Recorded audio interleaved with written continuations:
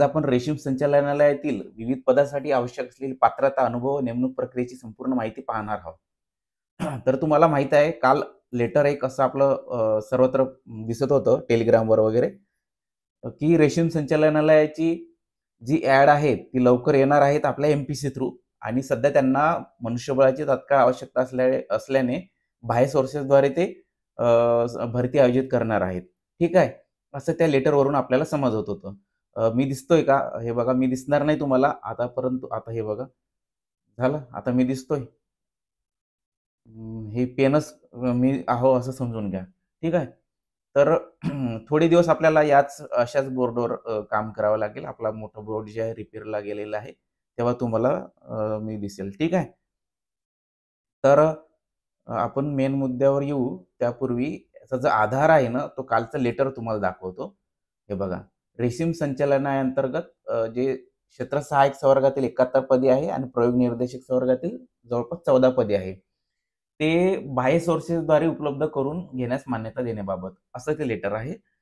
आता इथे तुम्ही हे लक्षात ठेवा, सहकार व पणन वस्त्रोद्योग विभाग या अंतर्गत रेशीम जे संचालनालय आहे, डायरेक्टरेट आहे, ते सगळं काम करत असते.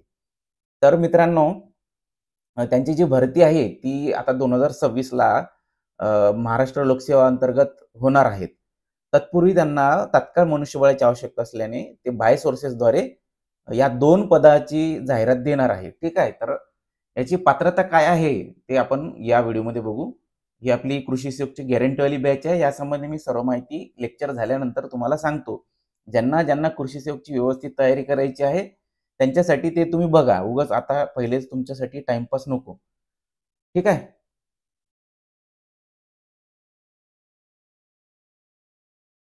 आता हे बघा, रेशीम विकास अधिकारी हे जे पद आहे ते श्रेणी 2चं आहे, म्हणजे क्लास 2चं पद आहे.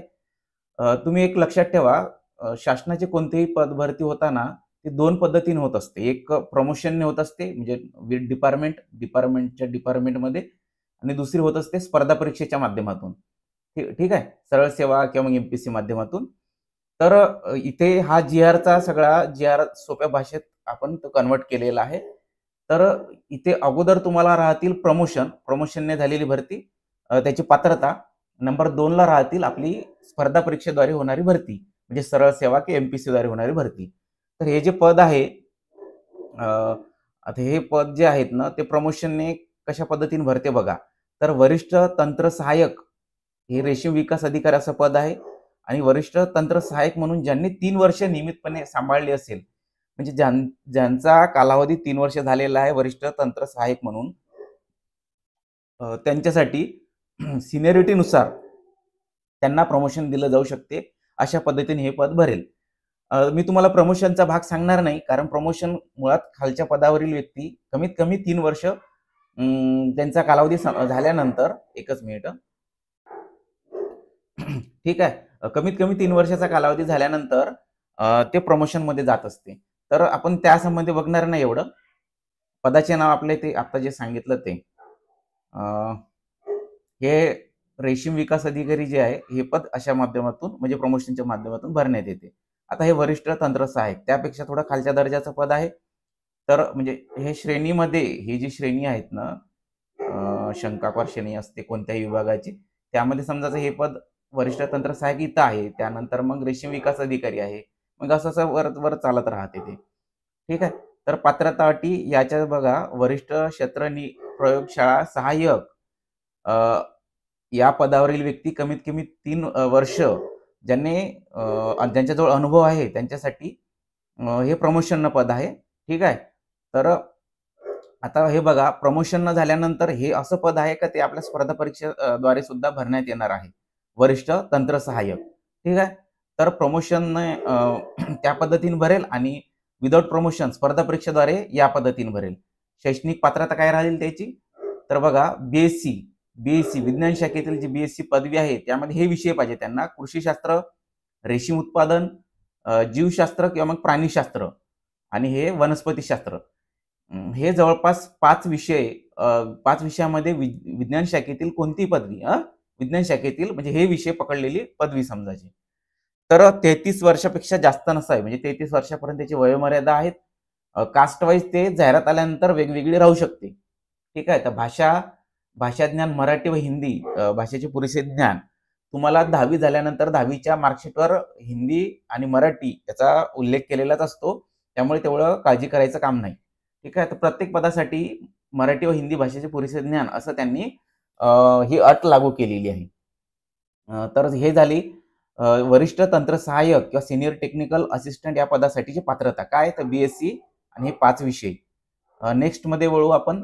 हे बघा, अतिरिक्त प्राधान्य जे प्राधान्यक्रम जर राहणार आहे ना, समजा समान मार्क्स पडले तर समान मार्क्स मध्ये काय कोणाला घ्यायचं मग, तर त्यासाठी अगोदर हे रेशीम उत्पादन विषयातील ज्यांच्याजवळ पोस्ट ग्रॅज्युएट किंवा मग पदवी आहे किंवा पदव्युत्तर म्हणजे PG आहेत किंवा मग पदविका आहे किंवा मग विशेष अनुभव आहे, तर कोणत्या याच्यातला रेशीम उत्पादन या विषयातला, तर त्यांना यामध्ये प्रथम प्राधान्य राहतील.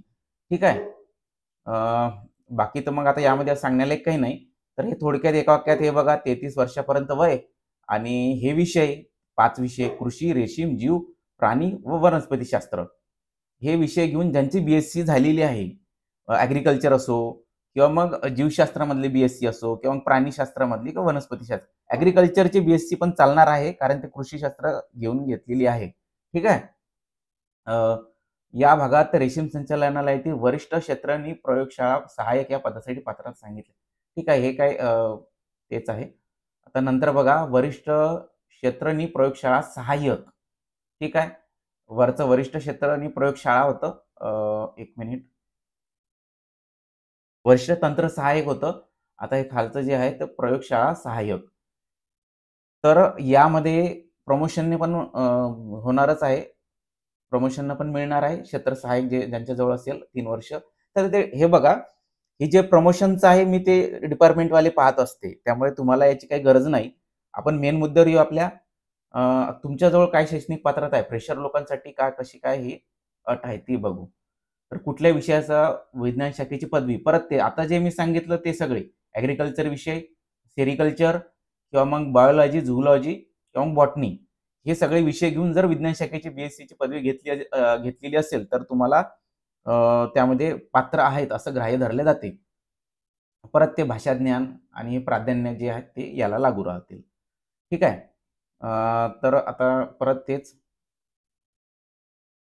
रेशीम संचालनालयातील प्रयोगशाळा निर्देशक. आता हे बघा, या पदासाठी MPSCद्वारे आणि आता तात्काळ बाह्य सोर्सेसद्वारे भरती आयोजित होणार आहे. ते हे पद आहे प्रयोगशाळा निर्देशक, लॅबोरेटरी इन्स्पेक्टर. तर यासाठी प्रमोशन प्रमोशन सध्या तर दिलेलं नाही दिसतं इथं आपल्याला. परंतु आपली जी शैक्षणिक पात्रता आहे ती आपण बघून घेऊ, जी स्पर्धा परीक्षेसाठी लागणार आहे ती. 12वी विज्ञान विषय असं म्हणजे तुम्ही BSc ॲग्रिकल्चर वाले पण जमणार आहे बरं का, इथं लक्षात ठेवा. कारण तुमचं विज्ञान विषय घेऊनच त्यानंतरच तुम्ही BSc ॲग्रिकल्चरकडे वळलेले आहेत. ठीक आहे. नंबर 1 BSc ॲग्रिकल्चर वाले झाले पात्र. विज्ञान विषयाचं 12वी हायर सेकंडरी परीक्षा उत्तीर्ण किंवा म्हणता येतं.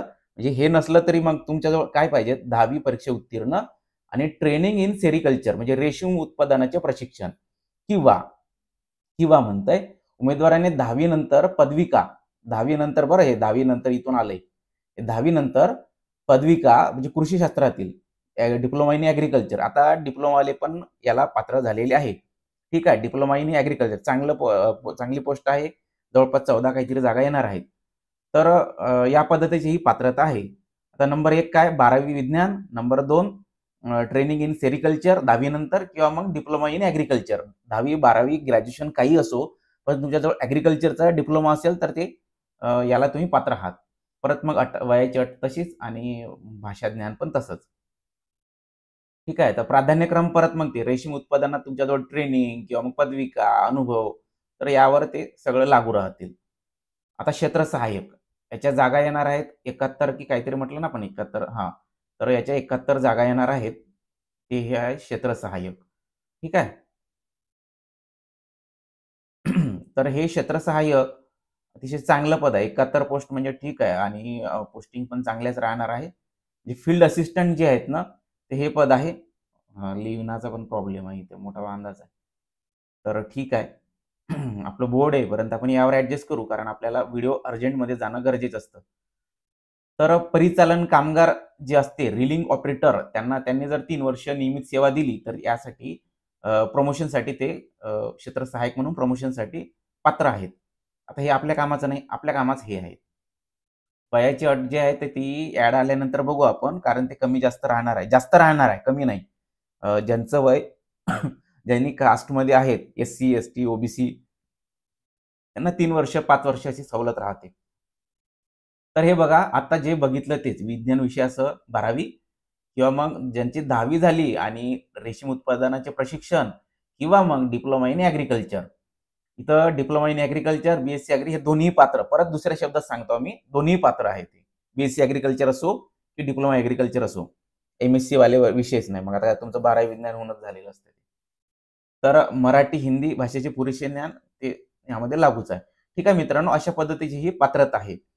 तर अतिरिक्त माहिती परत तेच ज्यांच्याजवळ हे सगळं आहे, रेशीम उत्पादनाचे प्रशिक्षण किंवा मग शिक्षण म्हणजे तेच पदवी, पदविका, पदव्युत्तर. ठीक आहे. तर परत एकदा सारांश रूपात पहा. शैक्षणिक पात्रता काय 12वी विज्ञान विषयासह 10वी प्लस रेशीम उत्पादन प्रशिक्षण आणि 10वी प्लस कृषी शास्त्र पदविका आणि नाही किंवा मध्ये आहे. ज्याचं 10वी झालंय त्यानंतर डिप्लोमा झालाय त्यांना पण, ज्याचं 10वी झालंय आणि रेशीम उत्पादन प्रशिक्षण झालं त्यांना पण हे अट लागू आहे. तर हे असे व्यक्ती पात्र आहेत समजायचे. ठीक आहे. तर अशा पद्धतीने या सगळ्या रेशीम संचालनालयाच्या पात्रता म्हणजे पदांच्या पात्रता आहेत. तर आता संचालन कामगार, रीलिंग ऑपरेटर हे पद सध्या तर येणार नाही या बायोसोर्सेसच्या कंत्राटी भरतीमध्ये. तर ते याच्यामध्ये जाऊ शकते. नाही, हे तर ग्रुप डी मध्ये आहे ना, त्यामुळे एम-पी-सी-कडे पण येणार नाही. तर याची पण पात्रता बघू आपण. शिक्षण 10वी. ठीक आहे. सेकंड क्लास जर 10वी झालं तर तुम्ही पात्र आहे. ठीक आहे. तर अशा पद्धतीने ही पात्रता आहे. ठीक आहे मित्रांनो. म्हणजे आता तुम्हाला थोडक्यात सांगतोय, ज्यांचं 12वी विज्ञान झालंय आणि ज्यांचा किंवा ज्यांचा डिप्लोमा इन ॲग्रीकल्चर म्हणजे ॲग्रीकल्चरचा डिप्लोमा झालाय 3 वर्षाचा असो की 2 वर्षाचा असो काही हरकत नाही. ते सगळे लोकं या परीक्षेसाठी किंवा या पदासाठी पात्र आहेत. ठीक आहे. कोणतं पद? क्षेत्र सहाय्यक आणि आपलं हे फील्ड असिस्टंट आणि प्रयोगशाळा 1 मिनिट. हे क्षेत्र सहाय्यक आणि प्रयोगशाळा निर्देशक म्हणजे इन्स्ट्रक्टर यासाठी तुम्ही पात्र आहात. ठीक आहे. परत एकदा मी सांगितलं तेच. आता आपण वळू आपल्या ज्यांना कृषी सेवक व्हायचं आहे किंवा ज्यांना तयारी करायची आहे 3 महिन्यामध्ये, कारण आपली कृषी सेवकची एक्झाम इथंच अपडेट येतं तुम्हाला. ती 3 महिने समोर राहू शकते. कारण अजूनही ॲड आलेली नाही आणि पुढच्या 8 दिवसामध्ये आली तर विद्यापीठाची ॲड येतील. नाहीतर मग जानेवारी आणि फेब्रुवारी 2026 यामध्ये ॲड येणार आहे आपली. ठीक आहे. तर जवळपास तुमच्याजवळ 3 ते 4 महिने आहे मित्रांनो. ज्यांनी अजून अभ्यासाला स्टार्ट केलं नसेल त्यांनी स्टार्ट करा. दास कृषीला तुम्ही मोफत मार्गदर्शनासाठी कॉल करू शकता. स्टडी मटेरियल सुद्धा मागू शकता. जे फ्रीमध्ये आहे ते तुम्हाला अवेलेबल करून देण्यात येईल. आणि आपल्या ॲप्लिकेशनला सगळं टाकलेलं आहे फ्रीमधलं, तिथून पण तुम्ही घेऊ शकता. पण ज्यांना गॅरंटीवाली बॅच लावायची आहे, म्हणजे तुमची गॅरंटी दिलेली आहे यामध्ये. आणि हे असं काही म्हणजे ते गॅरंटी म्हणजे एकदम काही मजाकवर नाही आहे. म्हणजे खरंच का सर? कशी का गॅरंटी देता तुम्ही? शेवटी स्पर्धा परीक्षा आहे. यामध्ये सिलेक्शन होईलच याची काही गॅरंटी कोणीच देत नाही आजपर्यंत. तुम्ही कशी का दिली? तर आम्ही यासाठी दिली मित्रांनो. थोडक्यात सांगतो तुम्हाला.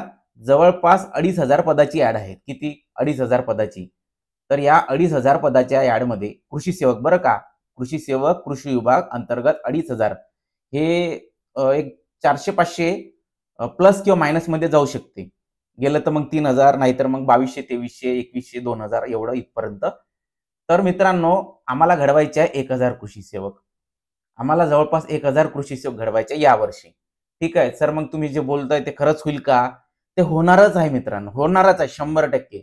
कारण तुम्हाला स्पर्धेबाबत मी थोडक्यात सांगतोय.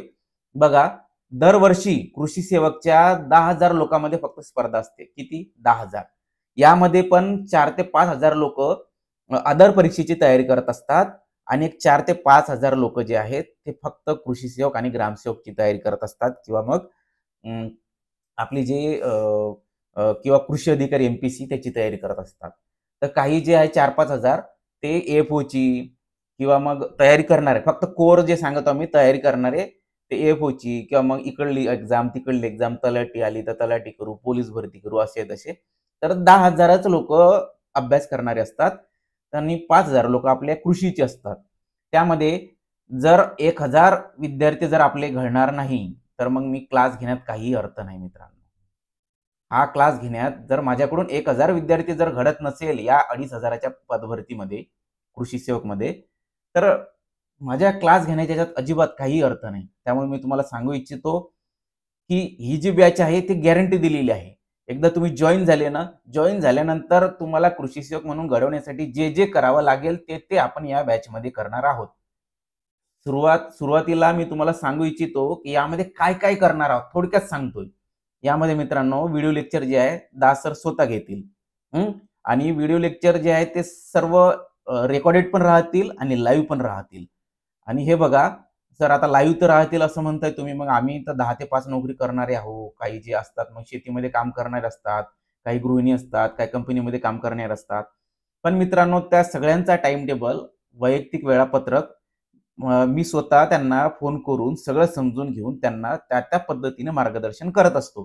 त्यामुळे त्यांचा यामध्ये इश्यू राहतच नाही, की नाही सर माझा टायमिंग जुळत नाही किंवा माझं असं झालं, तसं झालं. No excuse. ते जे आहेत आपली ही जी सगळी बॅच आहे ते तुमच्या प्रत्येकाच्या टायमिंगनुसार अरेंज केलेली आहे. ठीक आहे. त्यामुळे यामध्ये अजिबात दुमत नाही, की सर मला जमणार नाही, मी गृहिणी आहे, माझं लग्न झालंय, माझी सासूरवास आहे आणि किंवा मग काही जणांचं असं राहते, सर मी शेती करतोय, माझं आता मन रमत नाही, तरी मला कृषी सेवक व्हायचं होतं. आता मी कंपनीमध्ये काम करतोय, सर इकडे तर जमतच नाही, मला कृषी सेवक तर पाहिजेत, परंतु अभ्यास पण होत नाही. अशा अशा लोकांसाठी आपण ही बॅच त्या पद्धतीने घेऊन गेलेलो आहोत. म्हणजे त्या पद्धतीने ती अरेंज झालेली आहे. ठीक आहे. तर आता यामध्ये व्हिडिओ लेक्चर राहणार आहेत. परत तेच रेकॉर्डेड आणि लाईव्ह. व्हिडिओ लेक्चर स्वतः मी घेणार आहोत. त्यासोबत तुम्हाला मास्टर प्लॅन, हे मास्टर प्लॅन आपला आतापर्यंत चालू होता 60 डेज मास्टर प्लॅन. 60 दिवसामध्ये हे थोडक्यात सांगतो मी. 60 दिवसामध्ये रोज सकाळी एक तुम्हाला टॉपिक दिलेला असतो. त्या टॉपिकवर तुम्हाला गाईडन्स होतं, पीडीएफ मटेरियल मिळतात. आवश्यक त्या पुस्तकांचा संदर्भ दिला जातो आणि त्यावर तुम्हाला अभ्यास करून संध्याकाळी तुमची एक टेस्ट घेतली जाते. म्हणजे तुम्हाला अभ्यास करायचा असतो सकाळी दिलेल्या टॉपिकवर, सकाळी दिलेल्या पीडीएफ नोट्सवर, आमच्या शॉर्ट नोट्सवर किंवा मार्केटमधील इतर संदर्भ ग्रंथांच्या पुस्तकामधून आणि संध्याकाळी तुमची एक टेस्ट असते. या टेस्टनुसार या टेस्टचं एनालिसिस करून तुम्हाला गाईडन्स केलं जातं. 4-8 दिवसाला तुम्हाला फोन केले जातात. यावरून तुमचं एनालिसिस करून तुमचा कृषी सेवकपर्यंतचा प्रवास या अशा पद्धतीने पूर्ण केला जातो. कारण शेवटी कसं आहे, तुम्ही जेवढ्या जास्त टेस्ट द्याल, जेवढा जास्त चांगला अभ्यास कराल, त्यानंतर जेवढ्या चांगल्या टेस्ट द्याल तेवढाच तुम्हाला लाभ होणार आहे. शेवटी तिथं तुम्हाला लेक्चर राहणार नाही. व्हिडिओ लेक्चर त्या परीक्षेमध्ये राहणार नाही. तुम्हाला लेक्चर नाही, पण तुम्हाला टेस्टचे प्रश्न राहणार आहेत. त्यामुळे ते जास्तीत जास्त सराव करून घेणं, त्या पद्धतीने तुमची मेंटॅलिटी तयार करणं, हे सगळं काम या मेंटॉरशिप किंवा मास्टर प्लॅन नुसारच्या अभ्यासामध्ये असते. तर ते सगळं यामध्ये इन्क्लूड केलेलं आहे. 60 पेक्षा जास्त टेस्ट आहे. म्हणजे तुमचं लेक्चर झालं, त्या लेक्चर नंतर तुम्हाला नोट्स मिळते. नोट्स झाल्यानंतर तुम्हाला त्यावर टेस्ट द्यावी लागते. प्रत्येक लेक्चरवर एक टेस्ट, एक नोट्स आणि त्यानंतर काही राहिलं म्हणजे टेस्ट झाल्यानंतर तुमचं मार्क्स आता 100 पैकी 70 मार्क्स आले, 30 कटले, सर कसं करू काही समजत नाही. नंतर लगेच मी स्वतः त्यांच्यासोबत बोलतो. असे काही लोक असते त्यांच्यासोबत. त्यांना समजून सांगून त्यांना तो 30 मार्काचा गॅप कसा भरून काढायचा हे सगळं आपण गाईडन्स करत असतो. हे सगळं झाल्यानंतर ग्रुप डिस्कशन, इथं बघा हे ग्रुप डिस्कशन दिसलंय. हे ग्रुप डिस्कशन त्यामध्ये हे सगळं झाल्यानंतर रोज 20 मिनिट 20-20 लोकांची एक बॅच आहे. त्यामध्ये 20 मिनिट सगळ्यांना करणं बंधनकारक आहे. हे जे आपण गॅरंटी दिलेली आहे ना, हे सगळं आपण जे करत आहोत ते बंधनकारक आहे सगळ्यांना. यामध्ये किती वेळ जाणार आहे प्रत्येकाचा ते पण सांगणार आहोत. तर कास्ट कॅटेगरीनुसार विभाग निवडीपासून म्हणजे फॉर्म भरताना तुम्हाला कास्ट कॅटेगरी जेव्हा टाकायची असते तेव्हा विभाग निवडायचा असतो. तेव्हापासून ते तुमची निवड होईपर्यंत आपण तुमच्या सोबत राहणार आहोत. प्रत्येक विद्यार्थ्यानुसार मार्गदर्शन आता जे सांगितलं तेच आणि 100+ विद्यार्थ्यांची निवड मागच्या वर्षी झालेली आहे आपली ग्रामसेवक आणि कृषी सेवकमध्ये. अर्थातच ती खूप कमी झालेली आहे कारण ते पॅटर्न थोडा चेंज झाला होता. म्हणजे त्यांनी विचारलं एक आणि सिलेबस दिला दुसराच. तर त्यावर आपण इथे तर बोलणार नाही, नंतर कधीतरी बोलू. आता मित्रांनो 16,000 याची फीज आहे, ती तुम्हाला आफ्टर सिलेक्शन द्यायचं आहे, सध्या द्यायची नाही. तर सध्या द्यायची नाही तर मग सर मी घेतो ॲडमिशन, मी घेतो ॲडमिशन, मी घेतो ॲडमिशन असं बरेच जण म्हणू शकते. गर्दी वाढू शकते. त्यामुळे आपण याची फीज जी आहे नॉमिनल ॲडमिशन फीज म्हणून एक ₹1,000 फीज ठेवलेली आहे. 999 आपला जाहिरातीचा भाग असतो.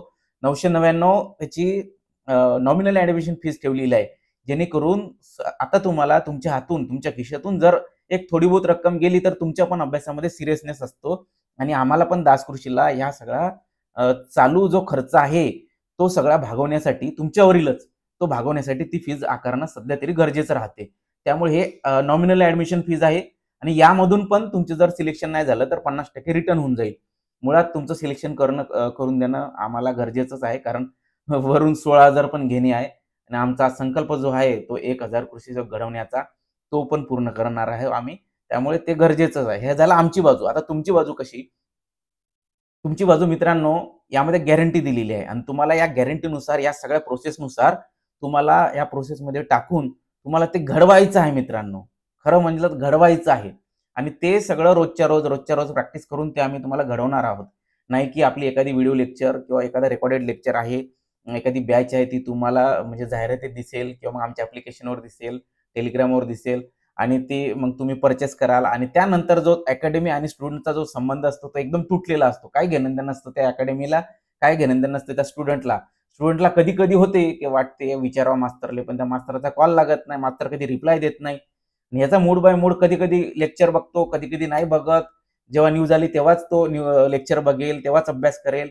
हे असं या बॅचमध्ये चालत नाही. तुम्हाला रेग्युलरली आपण गाईडन्स करत असतो, रेग्युलरली तुम्हाला लेक्चर, रेग्युलरली तुमचं डिस्कशन, तुमच्या नोट्स हे सगळं तुम्हाला मिळत असते आणि विशेष म्हणलं तर मी स्वतः तुमच्यासोबत नेहमी बोलत असतो. 20-20च्या बॅचेस यासाठी पाडलेल्या आहे का सर्वांसोबत माझं बोलणं झालं पाहिजे आणि प्रत्येकासोबत एक सिंगल पर्सन प्रत्येकासोबत कॉलिंगवर, मेसेजवर मी स्वतः बोलत असतो. असं नाही की तनू मॅडमला सांगितलं, मॅडम तुम्ही मेसेज करून टाका, एवढं तुम्ही बघून घ्या. ते कधी-कधी तुम्हाला फोन लावतात. ते तुम्हाला नाही, नवीन लोकांना लावतात ते. पण एकदा तुम्ही दासकृषीमध्ये आले का नंतर मग मलाच ते सांभाळावं लागतं. कारण प्रत्येकाच्या सिच्युएशननुसार ते गाईड करावं लागतं. ठीक आहे. तर हे सगळं या बॅचमध्ये मिळणार आहे. कृषी सेवक गॅरंटीवाल्या बॅचमध्ये. सगळं गिधाळखाना कसं झालं हे? ठीक आहे. पुसतो मी इरेजर. तर हे सगळं या कृषी सेवक गॅरंटीवाल्या बॅचमध्ये मिळणार आहे. ज्यांना खरं वाटतंय, की आपलं सिलेक्शन व्हायला पाहिजे, आपण नोकरीला लागलो पाहिजे, हे तर सगळ्यांना वाटतं मित्रांनो, ते काही सांगायची गरज नाही. पण ज्यांना वाटतं आपल्या तयारीसाठी 4-5 महिने आहे आणि हा माणूस आपल्याला गॅरंटी देतोय आणि तुमची तयारी आहे की तुमची तयारी आहे कृषी सेवकसाठी जे लागणार आहे ते करून घेण्याची, कराची आणि या मास्तरकडून करून घेण्याची. अशाच लोकांनी या प्रोग्राममध्ये या. बाकीच्यांना नाही आल्या तर काही गरज नाही. 1,000 माझे स्टुडंट असेच होऊन जातात. आणि उरला विषय आता इथे अजिबात टाईमपास चालणार नाही. अजून काय म्हणता येईल या बॅचमधला टाईमपास अजून 1 मिनिट काहीतरी सांगायचं आहे मला. हां. तर आपण ₹1,000च सध्या याची फीस ठेवलेली आहे. तर ती फीज वाढू शकते. जर 100 प्लस ॲडमिशन गेल्या तर हे 1499 होऊ शकते. सध्या तरी आपण ते एक 999च ठेवलेलं आहे. तर त्यामुळे जेवढं लवकर होईल तेवढ्या लवकर तुम्ही ॲडमिशन करून घ्या. आणि बॅच आता आपली एक 2-3 दिवसामध्ये स्टार्ट होणार आहे. ठीक आहे? तर धन्यवाद मित्रांनो. टाटा, बाय-बाय. परत भेटू दुसऱ्या व्हिडिओमध्ये. सबस्क्राईब करा, लाईक करा, शेअर करा. हे सगळं मी बोलणार नाही. तुम्हाला आवडलं असेल सगळं तर तुम्ही करू शकता. ठीक आहे. आपल्या मागच्या व्हिडिओला खूप 10,000 प्लस व्ह्यू आले त्यासाठी तुम्हा सर्वांचा धन्यवाद आणि ठीक आहे, रजा घेतो.